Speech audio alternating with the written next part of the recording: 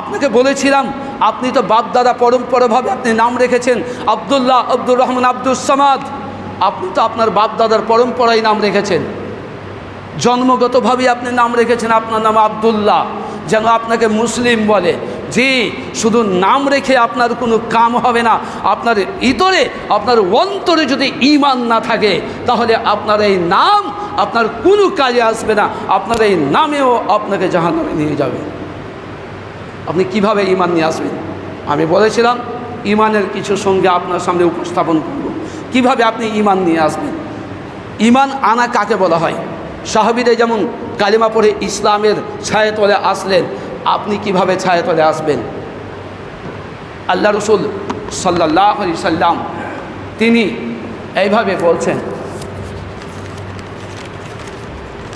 আল্লাহ রসুল সাল্লাল্লাহু আলাইহি সাল্লাম বলেন, আনিল আব্বাস ইবনে আব্দুল মুত্তালিব, আনিল আব্বাস ইবনে আব্দুল মুত্তালিব রাদিয়াল্লাহু আনহু قال قال رسول الله صلى الله عليه وسلم ذاق طعم الإيمان। হযরত আব্বাস ইবনে আব্দুল মুত্তালিব রাদিয়াল্লাহু তাআলা আনহু হাদিসটি বর্ণনা করছেন। হাদিসটি বুখারী মুসলিম। রাসূলুল্লাহ সাল্লাল্লাহু আলাইহি ওয়াসাল্লাম বলেন, قال রাসূলুল্লাহ সাল্লাল্লাহু আলাইহি ওয়াসাল্লাম ذاق طعم الإيمان। আল্লাহ রাসূল সাল্লাল্লাহু আলাইহি ওয়াসাল্লাম বলছেন, যদি কোনো ব্যক্তির মধ্যে তিনটা বৈশিষ্ট্য থাকে, যদি কোনো ব্যক্তির মধ্যে, এই কথা কয়টা খুব ধ্যান দিয়ে শুনবেন। আনিল আব্বাস ইবনে আব্দুল মুত্তালিব রাদিয়াল্লাহু তাআলা আনহু হাদিসটি বর্ণনা করছেন। রাসূলুল্লাহ সাল্লাল্লাহু আলাইহি ওয়াসাল্লাম বলেন, যাকা তা'মুল ঈমান। যদি কোনো ব্যক্তির মধ্যে তিনটি বৈশিষ্ট্য থাকে, তিনটি গুণ থাকে, তাহলে ওই লোকটার মধ্যে জানবে ঈমান আছে। তিনটা ভালো করে মুখস্থ করে নেন। এরপরে আরও কয়েকটা কথা বলবো, ওইদিকেও মুখস্থ করে নেন। আর এখান থেকে মুখস্থ করতে করতে বাড়ি যাবেন। তা'মুল ঈমান, তিনটা বৈশিষ্ট্য, তিনটা গুণ যদি আপনার মধ্যে থাকে, তাহলে আপনি হবেন মুমিন, অথবা আপনার কাছে ঈমান আছে, আপনি ঈমানওয়ালা। রাসূলুল্লাহ সাল্লাল্লাহু আলাইহি ওয়াসাল্লাম বললেন, কি বললেন? মান রাদিয়া বিল্লাহি রাব্বা। কি বললাম? মান রাদিয়া বিল্লাহি রাব্বা ওয়া বিল ইসলামি দীনা ওয়া বি মুহাম্মাদিন রাসূলা।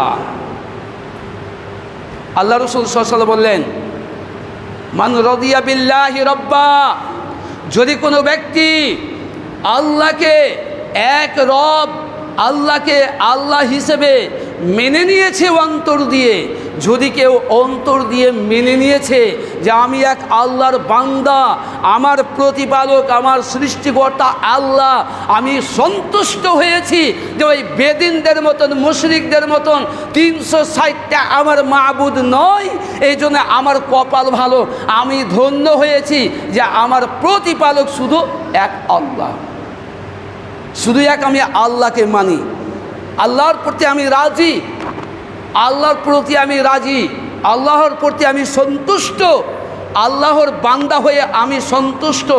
এই কথা যদি কেউ স্বীকার করে, তাহলে তার কাছে ঈমান আছে। দুই, ওয়াবিল ইসলামে দীনা, ওয়াবিল ইসলামে দীনা, যদি বান্দা বলে, যদি ব্যক্তি বলে ওয়াবিল ইসলামে দীনা, আমার দিন হচ্ছে ইসলাম। কি? আমার দিন হচ্ছে ইসলাম, আমার ধর্ম হচ্ছে ইসলাম, আমি আমার ধর্ম ইসলামকে পেয়ে আমি সন্তুষ্ট, আমি গর্বিত, আমার ধর্ম হচ্ছে ইসলাম, আমি একজন মুসলিম, আমার প্রতিপালক হচ্ছে আল্লাহ, আমার সৃষ্টিকর্তা হচ্ছে আল্লাহ, আল্লাহ ছাড়া আমি কাউকে মানি না, আমার ধর্ম ছাড়া আমি কাউকে মানি না, আমার ইসলামকে ছাড়া আমি কাউকে মানি না, ইসলামই হচ্ছে আমার একমাত্র শুধুমাত্র মূল্যবান ধর্ম ইসলাম। যদি কেউ এর সাক্ষী দেয়, কেউ যদি এই কথা বলে, তাহলে তার কাছে ঈমান আছে। আপনি ইসলামকে পেয়ে সন্তুষ্ট হয়েছেন? ইসলামকে পেয়ে আপনি সন্তুষ্ট হয়েছেন? দেখেন কতটুকু আপনি সন্তুষ্ট হয়েছেন। যদি কথা ভাঙতে যাই তো সময় কভার করতে পারবো না, সংক্ষেপে ছেড়ে চলে যাচ্ছি। 3, ওয়াবে মুহাম্মাদিন রাসূলা সাল্লাল্লাহু আলাইহি সাল্লাম। যদি কোনো ব্যক্তি মুহাম্মদ সাল্লাল্লাহু আলাইহি সাল্লামকে পেয়ে যদি কোনো ব্যক্তি মুহাম্মদ সাল্লাল্লাহু আলাইহি সাল্লামের উম্মত হয়ে যদি কোনো ব্যক্তি নিজে মুহাম্মদ সাল্লাল্লাহু আলাইহি সাল্লামের উম্মত হয়ে নিজে গর্বিত হয়, নিজে যদি অহংকার করে, নিজে যদি বলে যে আমি শুধুমাত্র আমার প্রফেট, আমার পয়গম্বর, আমার নবী, আমার রাসূল শুধুমাত্র একমাত্র নবী মুহাম্মদ রাসূলুল্লাহ সাল্লাল্লাহু আলাইহি সাল্লাম, আমি আমার মুহাম্মদ সাল্লাল্লাহু আলাইহি সাল্লামের উম্মত হয়ে আমি গর্বিত, এটা কি করে আপনি মানবেন? আপনি খুশি হয়েছেন? আপনি সন্তুষ্ট হয়েছেন? মুহাম্মদ সাল্লাল্লাহু আলাইহি সাল্লামকে আপনি নবী পেয়ে আপনি সন্তুষ্ট হয়েছেন? জি, আপনি সন্তুষ্ট হয়েছেন আমার মনে হয় না। আপনি সন্তুষ্ট হয়েছেন আমার মনে হয় না যে আপনি মুহাম্মদ সাল্লাল্লাহু আলাইহি সাল্লামকে নবী হিসেবে পেয়ে আপনি সন্তুষ্ট হয়েছেন। জি, যদি আপনি মুহাম্মদ সাল্লাল্লাহু আলাইহি সাল্লামকে নবী পেয়ে আপনি সন্তুষ্টই হলেন, তো